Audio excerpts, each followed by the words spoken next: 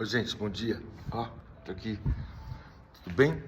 As biografias mostram pra gente que na história da Terra houveram aqueles momentos que alguns sociólogos chamam de período axial, né? É um encontro, um cruzamento, né? Então, naqueles séculos antes do Cristo, de 800 a 600 anos antes dele, os filósofos gregos, né? Os pensadores da Pérsia, Zoroastro, Lohri, Confúcio na China, todos os profetas mais importantes dos hebreus neste período. Olha que interessante. Semelhante àquele levante do Renascimento ou Iluminismo, né? Uma série de espíritos importantes, né? Que catapultaram a sociedade para um outro tipo de pensamento, saindo da Idade Média, naquele caso, né? Na virada do século, com Kardec, Darwin, né? Charles Darwin na Evolução, e nasceram todos aqueles, mais tarde adolescentes, e mais tarde prêmios Nobel, como Marie Curie, Einstein, né? Born, Marx, né? Heisenberg. Então, esses malucos todos, né? Que estudam esse universo do micro. Veja, o universo do macro, a nossa matemática, dizendo esse cientista que eu sigo, que é de ponta, econofísico, né? Pode prever exatamente a posição e o tempo. Eu sei que o Sol vai estar lá, daqui tantos dias, daqui tantas horas, né? A gente aprende isso na escola. A nossa medida do tempo é uma medida de movimento, de posição, né? Quilômetros por segundo. É o tempo e a distância e o espaço juntos, né? Mas no universo micro, subatômico, dos elétrons, e nós aprendemos completamente desse universo, esses cientistas estão dizendo assim, nesses últimos anos, nessa semana, né? Olha, está sendo complexo para a gente entender.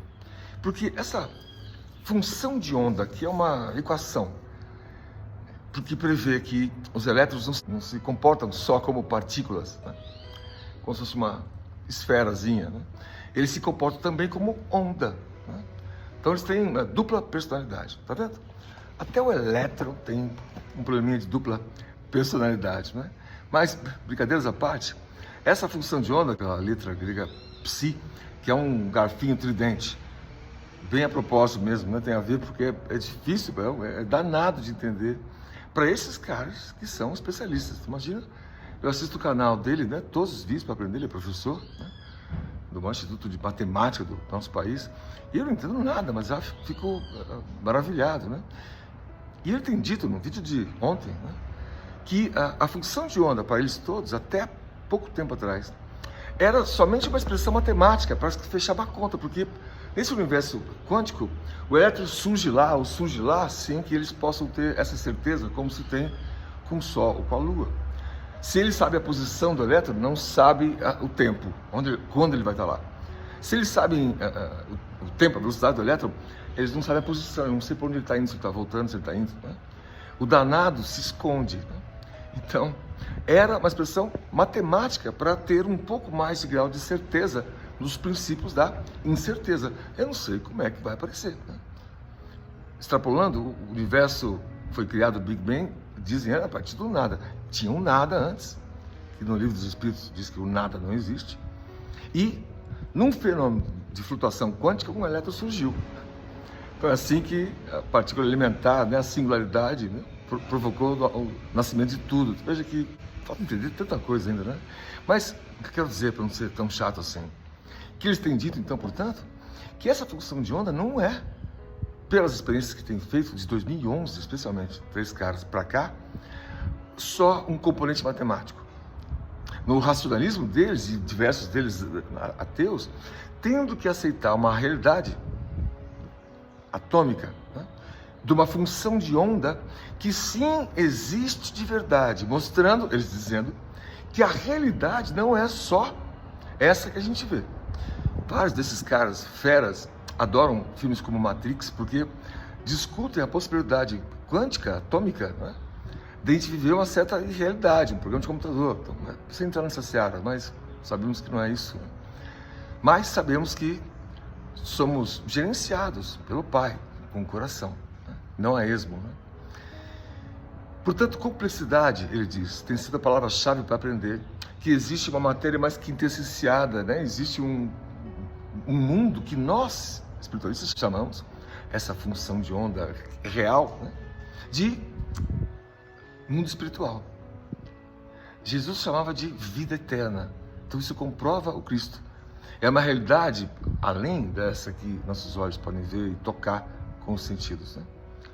E todos nós podemos ter as nossas reflexões, quase mediúnicas, se aceitarem assim esse termo, de invadir essas dimensões, de caminhar com elas. Fazemos isso todo dia, toda noite, né? Dependendo da vibração, função de onda que a gente tem. Então é complexo. E para problemas complexos, nós brasileiros não podemos achar soluções simples, a gambiarra que dá certo. Na educação, nós temos aí no país sendo implantado as escolas de tempo integral. Veja, o exercício que é uma vida mais complexa, não cabe mais você escolher um lado do espectro político e ser daquele lado, porque tem tantas variáveis.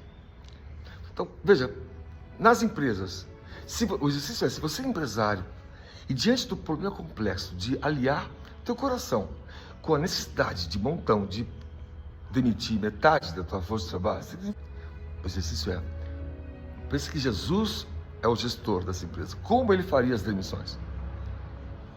Como é que ele chamaria as pessoas? Escolheria as famílias mais necessitadas ou não, mas também sem perder os talentos da empresa, porque senão a empresa não existe. E é mérito daquele que se está se esforçando para conseguir os talentos, porque a gente que já nasce numa família de berço e não se esforçou muito para conseguir o que tem. O mérito, a meritocracia, ela tem que ser colocada em perspectiva, né? Sob a lei quântica de Einstein, né? É um princípio da incerteza, né? Do tempo que é relativo, pode passar mais rápido, mais devagar. Veja que isso pode nos ajudar a pensar assim com mais calma. Se você está analisando o governo, se você é de direita, você quer um governo menor, você vai privatizar tudo que puder. Como o Cristo faria? Imagina que é o templo e tem lá os vendilhões, né, vendendo os souvenirs, rabinos, etc. Né? Imagina que eles resolvem terceirizar aquilo, que dá muita confusão, muita briga. Eles vão escolher que tipo de, até gentios, que poderiam se cadastrar ali, né? Para ter uma barraquinha para vender souvenirs, como se fosse a feirinha de domingo. Como ele faria, como ele implantaria esse projeto? A imigração de pessoas, eu vou abrir os portões, entra todo mundo. A crise social que você pode causar uma decisão mal pensada dessa, é receber as pessoas, organize com cuidado, com respeito a elas. Os que estão na fila estão sentados, estão na chuva, como Cristo faria? Ele olharia os detalhes, e especialmente dessa gente menor. O exercício do cristão, não importa de que lado esteja, é, se fosse Jesus implantando uma lei, como ele faria? Se fosse Jesus, como ele faria? Se fosse Chico Xavier, como ele faria? Se fosse meu pai, né? Como é que ele faria? Eu sei bem como. No humor, na brincadeira, no sorriso. Né? Então, é disso que estamos falando, é preciso. Né? Seja quem for o teu eleito na política, ou na economia, ou na educação, é pensar nisso, a urgência de educar as crianças. Como Cristo faria? Né? Na urgência de abrir vagas, não posso abrir simplesmente e não ter quem aplique aula, quem cuide. Como é que ele mudaria o teu dia? Então, para qualquer decisão, o exercício, então. Em qualquer decisão, político ou não, econômico ou não, pessoal, de relação, de família, de empresa, de vizinho, de amigo, de modelo, de sistema, qualquer escolha, decisão, a gente fazer esse exercício de, se fosse o Cristo, como ele faria? Trazer o Cristo não da posição só de chegada, de destino. Esse exercício traz ele para o meio, para agora, para o método. Quando eu estou decidindo e fazendo escolhas, quando eu estou semeando. Então, se você quer semear à direita ou à esquerda, mas tanto faz. Porque você vai fazer e implantar como se o Cristo estivesse implantando. Então, de qualquer maneira, respeita a propriedade privada. Como ele faria? Seria um benefício a todos. Ou se ele tivesse decidido cotas de universidade, como ele faria? Com respeito e carinho, mansuetude, né? Então, se a gente focar um pouco no método, a gente começa a se entender que o mundo está mais complexo, está ficando complexo demais, para a gente achar que a gente completamente se enquadra num espectro sem que todos possamos conhecer exatamente quais são todos os aspectos que compõem isso.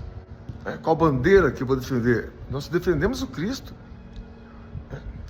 Se eu vou fazer isso num partido ou no outro, privatizando ou não, não é essa a bronca do ser humano, irmão. É como a gente vai fazer. Acho que esse é o grande exercício para a virada de página da transição, de a gente trazer Jesus para a gente. Se fosse ele, como é que eu trataria meus funcionários ou andaria na rua? Ia ter minha cachorra? Como eu comeria? Como eu pensaria de alguém? Fazer esse exercício todo dia vai te fazer bem. Amo vocês, bom dia.